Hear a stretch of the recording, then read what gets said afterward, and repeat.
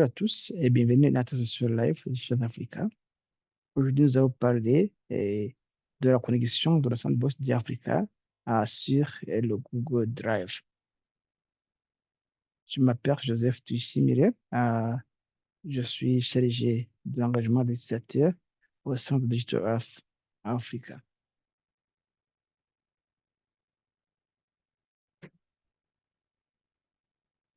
Alors, comme vous le savez, Digital Africa est là pour fournir des données de routine aux utilisateurs, que ce soit pour les usages académiques, humanitaires et économiques, et aussi pour les agents de la fonction publique partout sur le continent africain. Tout est, tout accès est gratuit et il y a beaucoup d'applications comme l'agriculture et sécurité alimentaire, les sous-anneaux et risques d'inondation, dégradation des sols, urbanisation et réseaux routiers et d'autres. Jusqu'à maintenant, on a un grand tas de données hébergées sur notre serveur Amazon Web Services en Afrique du Sud. Et tout ce que nous développons s'aligne aux ODD. Et bien sûr, nous collaborons avec nos partenaires partout sur le continent pour le développement et l'évaluation de nos données, euh, produits et services. On a plusieurs exemples, comme CGeoMads et Mosaic Sandwich qui couvrent tout le continent, dérivés des images à Landsat et Sentinel. Nous avons des données, leurs services d'observation des eaux à partir de l'espace, qui nous permet le suivi de la dynamique des eaux sur le continent à long terme. Nous avons le masque de culture et nous avons l'outil Crossline qui nous permet de suivre les eaux côtières partout sur le continent africain. On a plusieurs interfaces d'accès à nos données, comme le cas de DiAfrica, qui est une interface interactive qui nous permet d'afficher les données, de faire des de changement, de partir des résultats, mais aussi d'exporter euh, ou bien des données brutes ou bien des résultats. La sandbox contient des librairies JIPTEL basées sur des Python, bien sûr, qui permet l'analyse avancée des données. Vous pouvez produire des cartes. Vous pouvez exporter des statistiques qui sont liées en termes de graphiques et tableaux, et aussi vous pouvez exporter des données brutes. À travers l'approche OWS, vous pouvez aussi vous connecter à travers vos logiciels classiques comme QGIS et ArcGIS et travailler avec nos données. Et bien sûr, on a toujours un service euh, de, de renforcement des capacités en ligne sur des cours déjà très développés. Vous loguez et vous comprendrez comment toutes les données ont été développées et on a aussi des cas d'application tout à fait spécifiques. Mais beaucoup de gens disaient, nous travaillons au sein de la sandbox. De temps en temps, euh, notre mémoire est pleine. Comment connecter euh, avec notre Google Drive? Bien sûr, en utilisant un API, Google Drive permet aux utilisateurs et développeurs surtout d'intégrer les fonctionnalités de Google Drive dans différentes applications et en offrant un accès aux capacités de stockage, de partage et de synchronisation des fichiers. Alors, elle permet aussi aux utilisateurs de gérer ces fichiers, les dossiers et autorisations par programmation, facilitant ainsi l'intégration transparente des fonctionnalités de stockage cloud, la différentes solutions logicielles. Cet API prend en charge plusieurs langages de programmation et une documentation robuste, ce qui rend polyvalente pour une large gamme d'applications, la gestion de documents aux plateformes collaboratives. Vous allez trouver plus d'informations sur le lien que je vais partager dans le chat. On a plusieurs étapes à suivre pour se connecter notre sandbox au Google Drive. D'abord, Pour connecter notre notebook de d'Africa à d'autres fichiers, à l'API Google Drive, il faudra créer un compte qu'on va appeler un compte, je sais pas, un compte de service qui sera créé dans la console Google Cloud. Alors, les utilisateurs aussi doivent créer une clé et télécharger cette clé en format JSON afin de configurer l'utilisation sur Google Drive et le compte à service. Alors, cette approche est très facile parce qu'elle contourne l'authentification de l'utilisateur et permet l'interaction de serveur à serveur, ce qui le rend adapté aux tâches automatisées, explications où l'intégration de l'utilisateur n'est pas requise. Au lieu de confirmer, de copier et aller coller, tout est synchronisé immédiatement. On peut transférer un fichier de la sandbox à Google Drive de façon automatique. Alors, il faudra aussi copier notre clé en format JSON du compte de service et le stocker en sécurité c'est par code Python dans les notebook par bloc Note. Jupyter, pour authentifier et utiliser les requêtes API, bien sûr, cela va permettre une authentification transparente afin de permettre la transférabilité des données entre des interfaces. 3 étapes. Il faudra configurer, créer un compte de service. Il faudra activer l'API Google. Il faudra aussi connecter un dossier Google Drive à la sandbox de Africa. On a beaucoup d'avantages, comme la capacité de stockage. Alors, c'est une façon de faire le backup. Imaginez, quand on actualise et notre sandbox, il y en a qui perdent des fichiers, mais quand vous regardez sur votre espace Google, tout est sécurisé. Et bien sûr, on a un contrôle total en utilisant d'une des interfaces, que ce soit Google Drive ou la sandbox. Le tutoriel ici est ici. Je vais partager dans le chat. Alors, si on va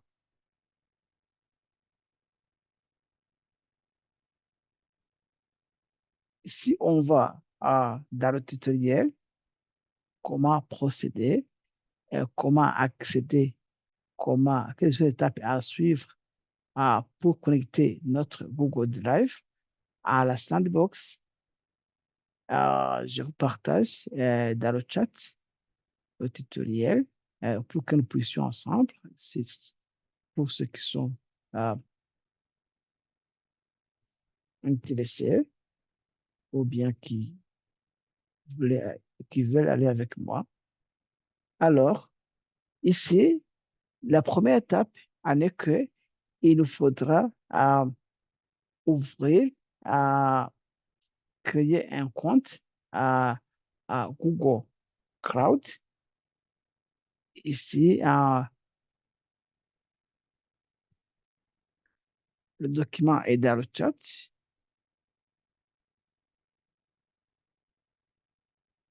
Ici, il nous faudra d'abord créer un compte. Quand vous ouvrez, vous cliquez sur le lien qui nous rend vers la console de Google Cloud. On vous donne l'accès. Vous voyez, on a des projets ici.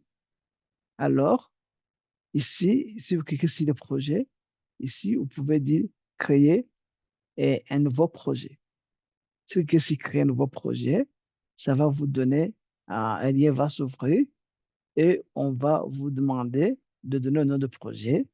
Ici, moi, je vais appeler Live Session numéro 1. Je mets numéro 1 parce que j'avais créé l'autre fichier, même, même projet Live Session, pour quand je faisais le test de notre exercice. Alors, ici, il faudra dire créer. Alors, il s'est attendu de créer le projet Live Session numéro 1. Ici, c'est le projet. Si je vais aller dans le projet, il faudra être sûr que le projet Live Session numéro un est sélectionné. Voilà, ça c'est notre projet Live Session numéro un qui a été sélectionné. Alors, après avoir créé notre projet, il faudra aller ici et essayer de créer euh, euh, des liens credentials, on va dire en français.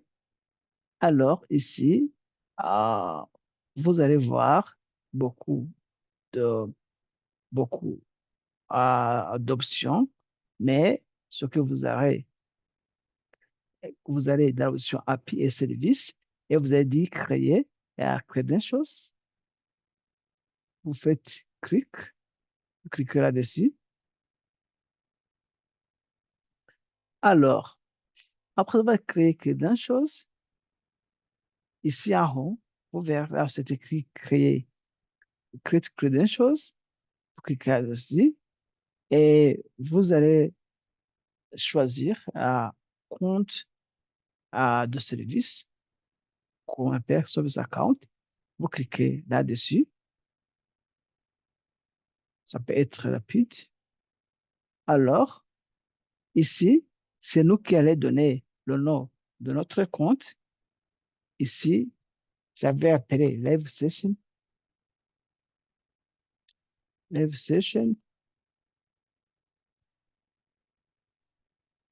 1. C'est le numéro 1. Ici, on dit l'identité. On va laisser l'identité Live Session numéro 1. Vous voyez qu'on a lumière de service qui se crée d'une façon automatique. Alors, ici, on peut faire et cliquer, créer et continuer, créer et continuer.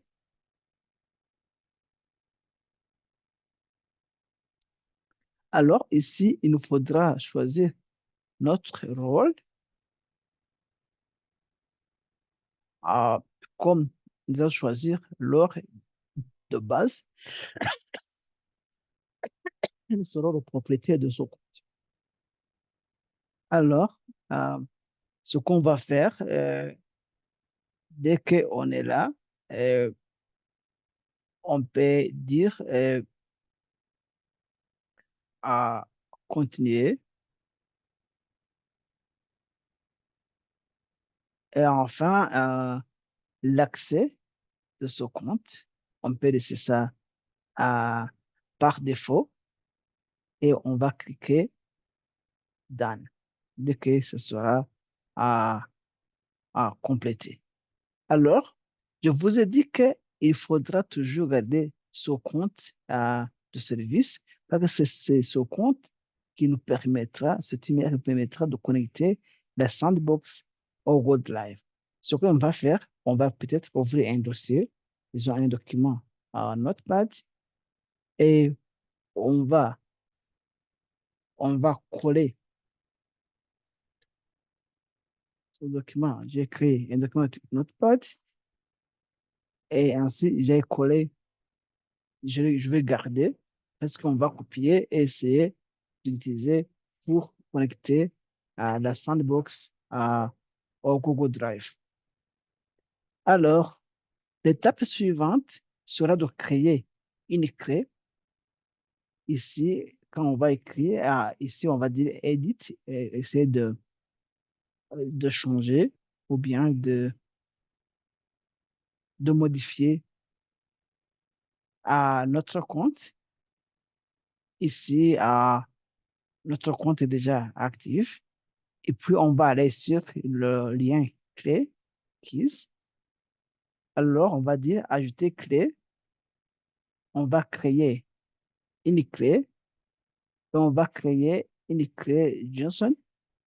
Et par après, on va dire créer. Quand on va créer cette clé, la clé va se télécharger d'une façon automatique. Et vous voyez que c'est la clé session avec ce. Alors, je connais bien que j'ai gardé dans le fichier à téléchargement et download. Et alors, quand on va y arriver, je serai à mesure d'identifier où j'ai gardé ma clé. Alors, à- ce qui va suivre, c'est l'activation de l'API Google. Alors, dans le document, on dit il faut visiter le lien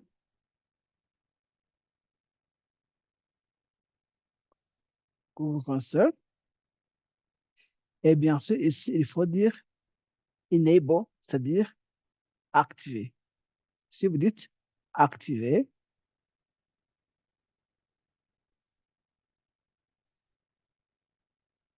ça peut aller rapidement ou lentement, ça dépendra de la connexion Internet.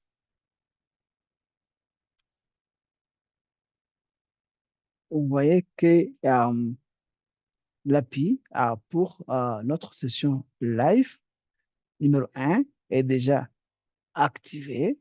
Et ce qu'on va faire, euh, nous allons aller sur notre Google Drive, bien sûr. Si moi, si c'était ouvert, je vais aller sur mon Google Drive. J'avais créé un fichier live session, mais aussi il faut créer un autre fichier. Euh, euh, je dis, disons, je vais créer un autre fichier, new, euh, nouveau fichier. Je vais, pardon, un nouveau fichier. Je vais appeler, euh, disons, live session, session live numéro 1. Alors, et ce fichier, je vais l'ouvrir. Et pour synchroniser, il faudra partager ce fichier avec l'email de départ. Par exemple, je partage, j'ai partagé mon fichier. Vous vous souvenez que j'avais copié et collé ce, cette email à, à l'utilisateur, cette email à ce compte de service. Je vais copier ce compte de service et par après, je vais partager avec ce compte de service. Et il faut me rassurer que je donne un droit d'accès. C'est quoi j'avais dit, et ça doit être, on peut éditer à mon fichier Google pour garantir l'accès euh, automatique. Alors, je vais envoyer. Comme ça, on sait bien que mon Google Drive est connecté à, à ma sandbox. J'ai créé une API Google Drive, mais aussi il me faudra connecter la sandbox à ce fichier à mon Google Drive. Donc, je vais copier cette clé de mon Google Drive. Aussi, je vais coller dans mon document Notepad. Alors, comme ça, la configuration de l'API Google est finie.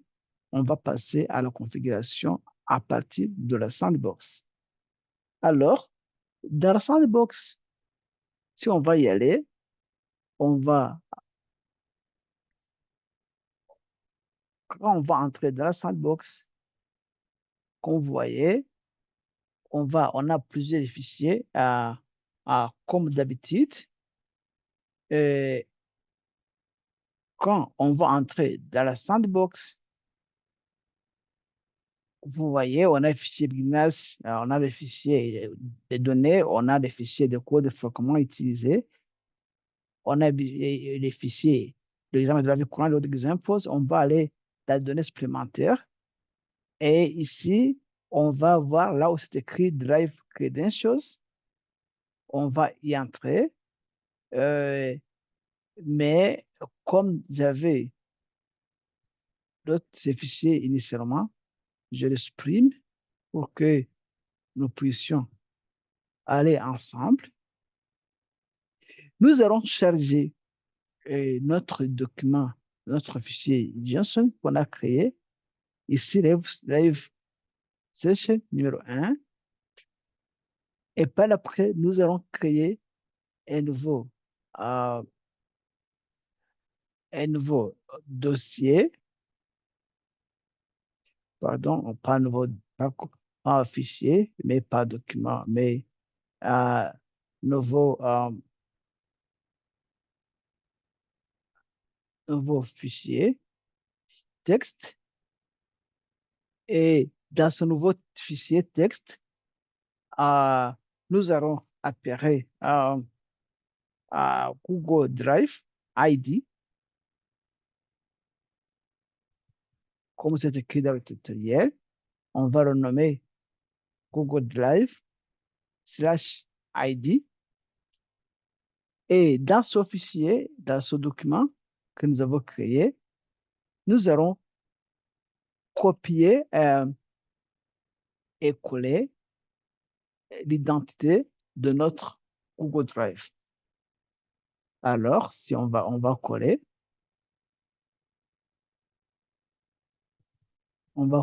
l'identité de notre Google Drive et aussi enregistrer. Mais aussi, pour éviter ce nom qui est très long, il me faudra aussi changer de nom. Disons, on peut appeler, par exemple, credentials, avec ce que j'ai vu qui se trouve dans le tutoriel. Et comme ça, on peut euh, actualiser notre fenêtre. Alors, si on est ici, il faudra aller dans l'autre fichier où on a un notebook qui a des codes pour exporter ou importer des données de la sandbox vers le Google Drive. Ce qu'on va faire ici, c'est que il faudra aller dans des codes fréquemment utilisés, puis qu'on utilise du code. Alors, il y aura un notebook uh, integrating data with the Google Drive. Ici, on va ouvrir le notebook. Nous parle qu'on peut exporter les données de la sandbox vers Google Drive et vice-versa. On a aussi beaucoup euh, de descriptions, comment ça se fait et pourquoi on en a besoin. Je l'ai dit au commencement. Ici, on va commencer à charger les fonctions. La fonction était de importer list drive et aussi charger les données tout vers le, le Google Drive. Ici, ce qu'on va faire, on peut initialiser le noyau et effacer toutes les sorties. Ici, on va charger d'abord les paquets, première cellule. On va voir les, les drives, les comptes qui sont actifs. Alors, vous voyez que nous avons notre compte, Live Session 1, et voilà la clé de notre Google Drive qu'on avait copié ici au commencement. Et par après, nous pouvons charger un notebook par défaut. On avait choisi Animate Theme Series. On peut dire, on peut charger, exécuter le notebook. Et vous voyez qu'on dit que le fichier est chargé avec succès.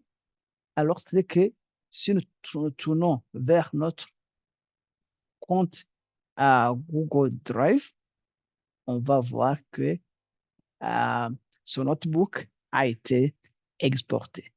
On peut, j'avais essayé avec d'autres notebooks, par exemple, avec ce notebook que j'avais développé, j'avais essayé de charger euh, euh, un autre fichier, par exemple. J'avais essayé de charger peut-être cette image, time series, cette image GIF que j'avais, et puis j'avais copié le chemin Et par après,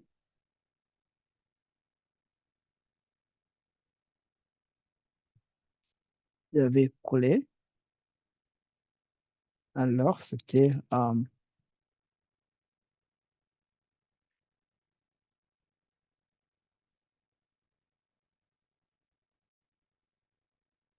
j'avais copié le chemin, j'avais collé et il fallait mettre des guillemets en fait.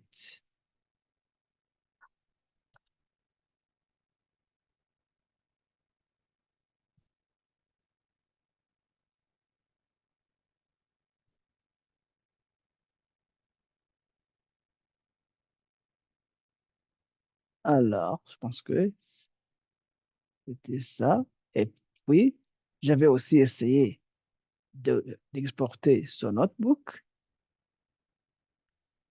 Ça, je dis à cette image en format GIF.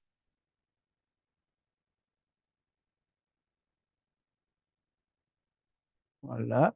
Et puis, c'est déjà exporté. Si vous allez tourner ici, vous allez trouver cette image en format GIF là dans notre Sandbox, dans notre Google Drive. C'est question seulement de transférer des fichiers d'une interface à l'autre et ça nous permet aussi de garder nos données en toute sécurité. Alors, il y en avait qui disaient qu'ils avaient perdu des données quand on avait initialisé notre serveur. Ce problème est déjà résolu. Alors, bien sûr, ce que j'ai présenté sont des petits détails, mais si vous visitez notre site web, si vous avez aussi visité notre site d'assistance en ligne, vous allez connaître, apprendre de plus sur comment travailler sur de nos données, différentes façons d'exporter ou d'analyser nos données. Chaque mercredi, nous discutons à travers une session pareille. Nous avons nos cours à accès libre en ligne avec des, des services d'assistance.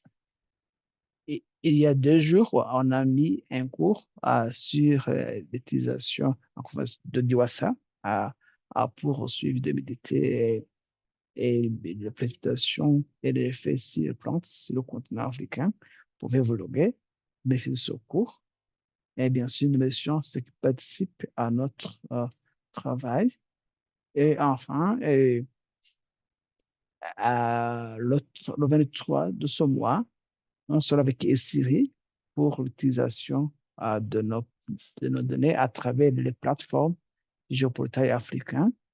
Ce sera en français sur le 30, mais aussi ce qui apparaît arabe, petit bienvenue, le 31 octobre. Euh, Siri sera pour cette introduction. Merci à tous.